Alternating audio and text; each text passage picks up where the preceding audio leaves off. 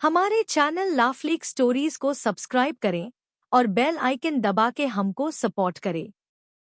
ऐसे हम आपके लिए ऐसे वीडियो बनाते रहेंगे। धन्यवाद। अब शुरू करते हैं आज की कहानी। राजस्थान की तपती रेतों के बीच बसा था एक छोटा सा गांव गिरधारपुर। यहाँ का हर दिन एक जैसा था, मगर साल में एक दिन कुछ अलग होता था। वो दिन जब दोपहर में अचानक उठती थी एक धूल भरी आंधी। लोग दरवाजे खिड़कियां बंद कर लेते, क्योंकि सबको डर था धूल भरी आंधी वाली भूतनी का। कहते हैं उस आंधी में चलती है एक आत्मा, सफेद साड़ी में लिपटी, बिखरे बाल और उल्टे पांव। जिसने उसे देखा या उसकी सिसकी सुनी, वो या तो पागल हो गया या फिर लौटकर कभी नहीं आया। शहर से लौटा अर्जुन इस डर को सिर्फ एक अफवाह मानता था। पढ़ा लिखा था, वैज्ञानिक सोच रखता था। उसने तय किया इस भूतनी की सच्चाई सामने लाएगा, मगर उसे नहीं पता था कि वो किस सदी पुराने रहस्य से टकराने जा रहा है। अर्जुन आंधी के बीच खड़ा रहा। धूल से आंखें बंद हो रही थी, मगर तभी शमशान की दिशा से एक आकृति आई। एक औरत, सफेद साड़ी में, उल्टे पांव और उसके बाल जैसे आंधी में तैरते हुए रो रहे हों। अर्जुन डर से जड़ हो गया। अंदर चल बेटा, दादी की आवाज आई। उन्होंने अर्जुन को खींचकर कमरे में बंद कर लिया।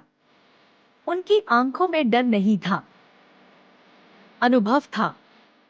कहती है वो तुझे देख लेती तो जान लेकर ही मानती।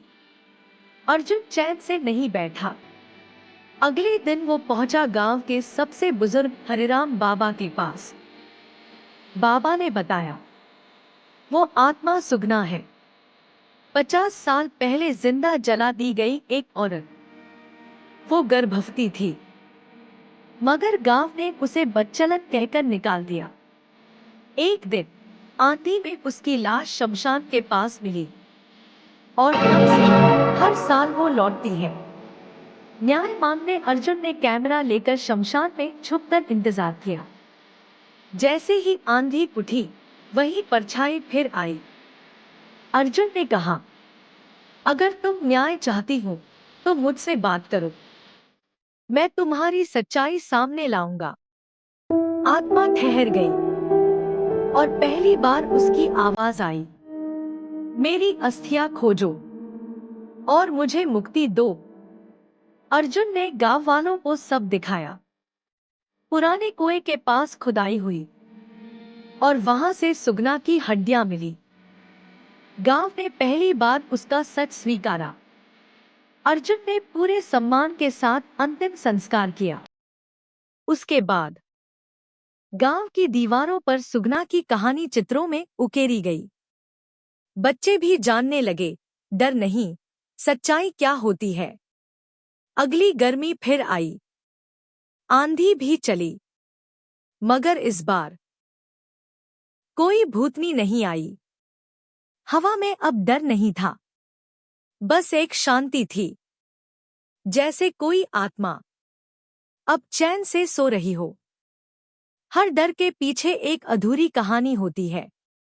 जब उसे सुना जाए, समझा जाए, तो भूत भी इंसान बन जाते हैं और धूल भरी आंधी एक सुकून भरी हवा में बदल जाती है। कृपया सब्सक्राइब करें and hit the bell icon. Thank you for watching.